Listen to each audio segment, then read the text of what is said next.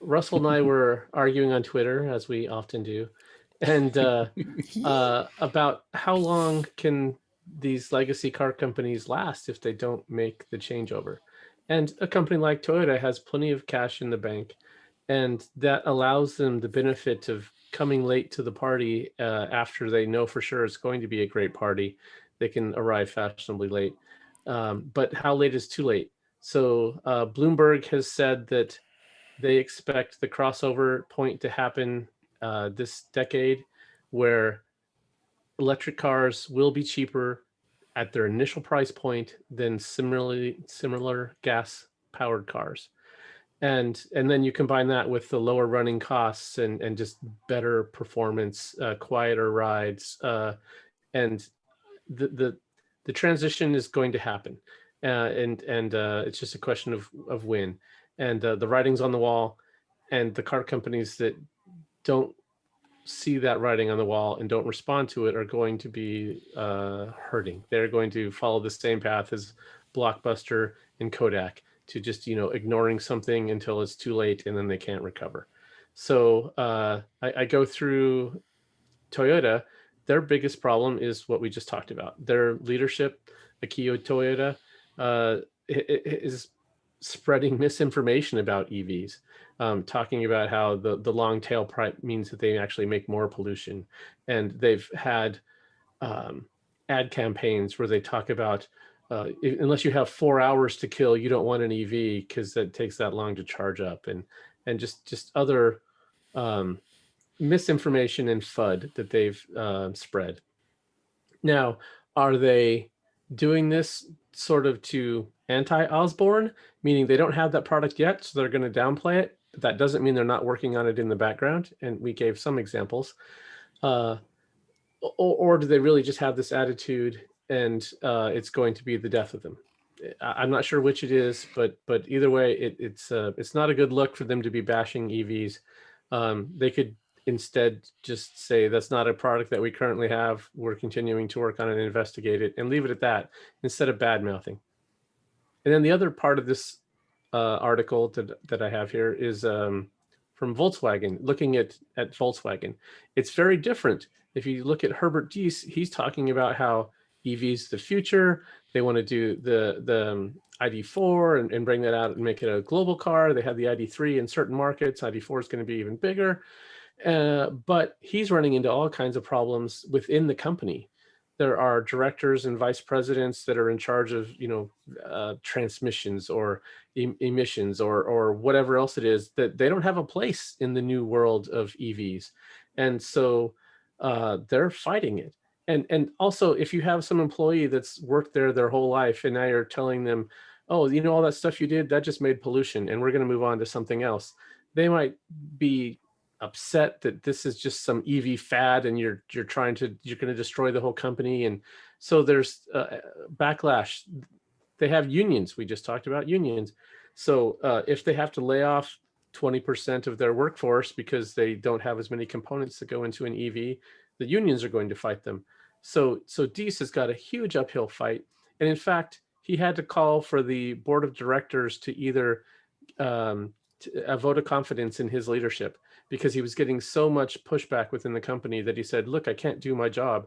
You need to either extend my contract and tell me that I can make huge cuts and get the things done I need to, or cut me loose. And so it's sort of the opposite. We're here. The leadership has the vision, but the company has a culture, and strategy is pointless if you don't have a culture behind it that can back it up.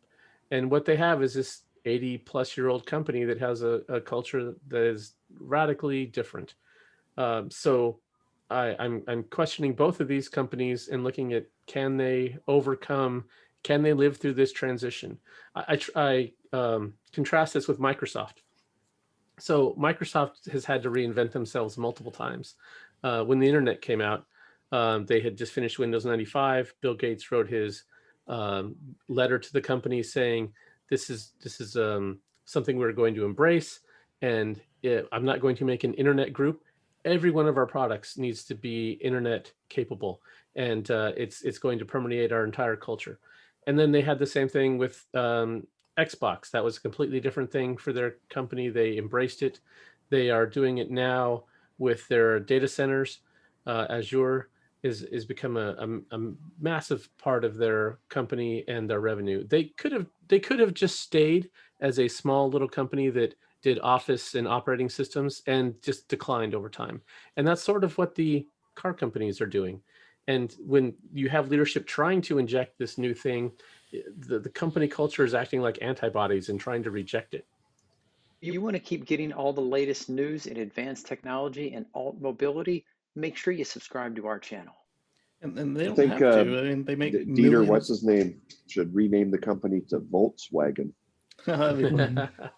Yes. They don't No. have to be this conservative. They make millions of cars a year, and if they were to survive this transition, they will do it faster than any of these new upstarts because they've already got the experience, the expertise, and the facilities, and of course the workforce. They won't need the whole But you workforce. got 20% of the people there, Casey, even upper management, that feels that there's no position for them going forward. So they're going to fight like hell because they've been there for their entire career, and now you're telling them there's no use for you or your transmissions anymore, or your engineering to put Or your transmissions in cars. camshafts. It's Well, I just mean, not required. The So what Porsche do they Taycan, do? They're gonna do the wrong thing. But the Porsche Taycan and the Audi whatever just came out, they have transmissions.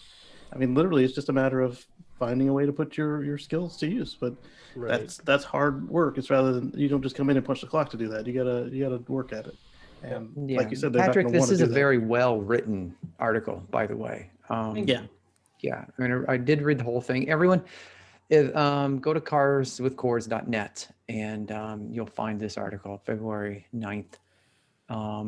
Yes, and very good points, all the way through it. And like we were just talking, if your job was, fuel pumps, and you made the best damn fuel pumps on the market, and your company just decided, oh, by the way, we're not pumping gasoline any longer. Okay, sorry. If you made oil filters and you made the best damn oil filters in the industry, and your company is going electric, sorry. I mean, and the fact that you spell out, so many different things in here. I mean, you really do a good job of not just addressing a few things, but looking at the broader picture. Yeah, I thought this was really good, and it reminded me of a poster that was in one of the collaboration cubes for one of our software development teams, my company. It was actually a Deming quote that said, "Adaptation is not required. Survival is optional." That's right. Yeah. All right, everybody drink. I'm going to say something there. So even our friends at Tesla have had to fight this corporate inertia. Like Elon at the battery day, he pointed out that why did their cars still have battery modules, even though they don't need them anymore? Because they had a module team. And all they do is they make modules. So you went from having 16 modules per car to just 4 really big ones that weren't really necessary to be arranged as modules. And so even the nimble upstart has inertia that they need to fight and constantly deal with. Don't do it the old Microsoft way with the freaking stacked ranking where you fire 10% of the company every year. That's just useless. But just, look inside and fix it. Yeah, what is it, Patrick? You said in here, what was it? Culture eats strategy for breakfast. Yeah, that's not my quote. Yeah, that's Okay, it's yeah. not your quote. Yeah, I realize it's not your quote, but It's in you there. quote someone saying Yes, that, and I did. Yeah. yeah, I mean, it's exactly that. You look at an 85-year-old company and tell everyone, we're going to shift, and that's really hard. I mean, it's a pretty bad part of human nature because if we look back, let's look at coal country right now. On the regular, it's a dying industry. It doesn't matter what you're doing. It's just a dying industry, and it's bad for you. Yet, it has been ridiculously hard to convert people out of the idea that coal is a right for them to have a job in. And every time, I mean, I am not one of those types of people who views everything as, well, we'll train them how to program software. Look, we have a glut. You do that, Wait, yeah. just stop that. And Right. the jobs may not be moving to that area. It might now, because now suddenly people have woken up to the fact that remote work is possible to have and have a functioning society. But the problem isn't just training for new tech and trying to get them all to be programmers. The problem is dropping the mindset that not only am I going to work in coal, it is my God given right to work digging coal out of a mountain, no matter how it affects my community, how it affects my health, the dangers, or anything else. And if you tell me that I need to pursue another path, I'm not just going to take it as something like, well, but I really like being here underground digging out coal. I'm going to take it as an affront to my very existence and a personal insult to myself, my family, my way of life, and my religion. And it's like, dudes, this is not going to work as a sustainable future. And you bring up excellent points in this article, Patrick, because it is not just the manufacturers of the cars. There is an entire supply chain model of jobs and industries that hinge on combustible engines. And that preservation of that culture, that is why change is so hard to have happen. Because it's not just that you get rid of an electric car you don't have to fuel up at the pump, but then there is the processing of oil and gas, and there's the filter changes and the need for oil for that, and there's how mechanics do their work. There is a massive supply chain that has to be moved, and moved over quickly, to function with more electronic cars on the market, to service those cars, to reformat themselves to what those cars will now need, and phase sometimes themselves and jobs out and find other places to be in. And we are, as a species, I'm not going to say it's Americans because it's everyone, as a species, we are heels in, digging in, resistant to change, even in the face of that change killing us on the regular. And that's something, it's one of those, I don't know how that can be fixed. And I think that there's excellent points in this article. So I definitely hope people read it and review it. You know, on that, Georgia, I read an article earlier this week about charity pledges, actually, and yes, this ties back. But the study was an individual's ability to weigh the bigger picture against an individual impact. And what the study was talking about, donating money to help a village or a country in Africa versus showing the picture of a starving child and saying that for the same amount of money, you can help feed this starving child. What they found was people are more likely to donate money when you highlight one person versus the big effect. Now, why I'm tying that in is we talk about save the world. We talk about save the rainforests. We talk about don't melt the ice caps. And then you have a few people who stand up and say, you just cost me my job. And people are more likely to listen to that one person complaining about their job than they are to worry about the fact that we're rapidly exceeding CO2 levels in the atmosphere that just might be unreturnable. But as long as that one person keeps their job, everyone feels good at the end of the day.